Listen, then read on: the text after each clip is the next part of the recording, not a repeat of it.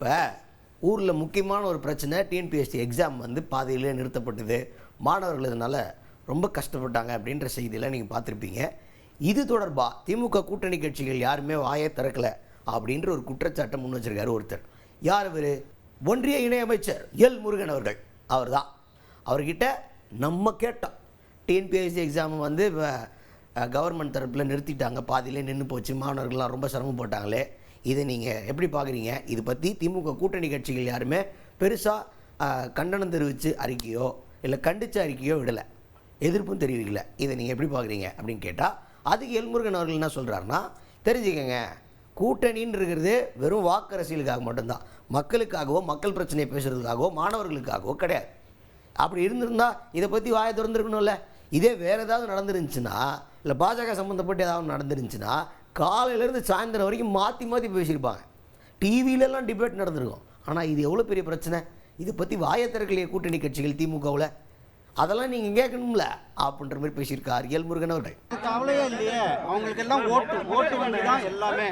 இதே வேற ஒரு சின்ன விஷயமாக இருந்தால் ஆளுக்கு இன்னைக்கு காலையில் ஒருத்தர் பேசுவார், 10 மணிக்கு ஒரு பேசுவார், 8 மணிக்கு ஒரு பேசுவார், 1 மணிக்கு ஒருத்தர் பேசுவார். அன்னைக்கு 4 முழுக்க இதை தான், அதை பற்றி விவாதங்கள் கூட அவங்க டிவிகளில் எல்லாமே அன்றைக்கு விவாதங்கள் கூட நடத்துவாங்க. ஆனால் பல லட்சம் இளைஞர்கள் பாதிக்கப்பட்டிருக்காங்க இந்த திமுக அரசாங்கத்தினுடைய கையாளாகத்தனத்தால், இந்த அரசாங்கத்தினுடைய தோல்வியினால். அதை பற்றி எந்த கூட்டணி கட்சிக்காரங்களும் கவலைப்படதில்லை. அதுக்கு அடுத்தது நிதிச்சுமையை தமிழ்நாட்டுக்கு கொடுத்துட்டே இருக்கிறாங்க ஒன்றிய அரசு அப்படின்னு திமுக அரசு தரப்பில் எப்போவுமே ஒரு குற்றச்சாட்டு வச்சுட்டே இருக்காங்களே, இதை எப்படி பார்க்குறீங்க அப்படின்னு கேட்டால் எல்முருகன் அவர்கள் என்ன சொல்கிறாருன்னா, அப்பா நிர்மலா சீதாராமன் அவர்கள் சொல்லிகிட்டே இருக்காங்க, ஒன்றிய நிதியமைச்சர் என்ன கேட்குறாங்க, எதில் உங்களுக்கு நிதி வரலன்னு கரெக்டாக சொல்லுங்கள் அப்படின்னு. அதை சொல்ல மாட்டாங்களே, கேட்குற எல்லாத்துக்கும் கரெக்டான நிதி போயிட்டு தான் இருக்குது. அதுக்கு அவங்க நம்ம என்ன அந்த காசை வாங்கி என்ன பண்ணாங்க அப்படின்ற செலவு கணக்கு இருக்குல்ல, அதை கொடுக்கணுமா இல்லையா, அதை கொடுக்கறது கிடையாது. அது போக நீங்கள் வந்து டேர்ம்ஸ் அண்ட் கண்டிஷன்ஸை ஃபிக்ஸ் பண்ணி இதுபடி எங்களுக்கு காசு வேணும்னு கேட்டால் கிடைக்காது.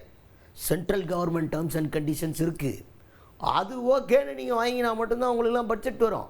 நீங்கள் இல்லை, எல்லா ஸ்டேட்டுக்கும் அப்படி தான்.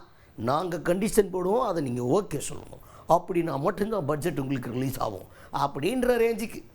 அப்படியா சொன்னாருன்னா அப்படி இல்லை, கிட்டத்தட்ட நாங்கள் சொல்கிறத கேட்டுட்டா பட்ஜெட் வரும் அப்படின்ற மாதிரி சொல்லியிருக்காரு எல் முருகன் அவர்களே. மத்திய அரசில் அவங்க நம்மளுடைய மரியாதைக்குரிய நிதியமைச்சர் அவர்கள் ஒவ்வொரு முறை சொல்லியிருக்காங்க, எதுலப்பா உங்களுக்கு நிதி கொடுக்கலாம் அந்த இதை சொல்லுங்கன்னு சொல்லியிருக்காங்க. அவங்க இன்னைக்கு வரலும் எந்த இதுலையுமே சொல்லல. தமிழகத்துக்கு கொடுக்க வேண்டிய நிதி அத்தனை நிதியும் கொடுக்கப்பட்டிருக்கிறது. அவர்கள் வந்து செலவு செஞ்சு அந்த யூட்டிலிட்டி சர்டிஃபிகேட் கொடுக்கணும், அதை கொடுக்கறது இல்லை. ஆனால் பாருங்க என்னென்ன சொன்னாங்க, அத்தனைக்கு நிதி கொடுக்கப்பட்டிருக்கிறது. இவங்க ஒரு டேர்ம்ஸ் அண்ட் கண்டிஷனை வச்சுக்கிட்டு நிதி கேட்டாங்கன்னா அதுக்கு நிதி கிடைக்காது.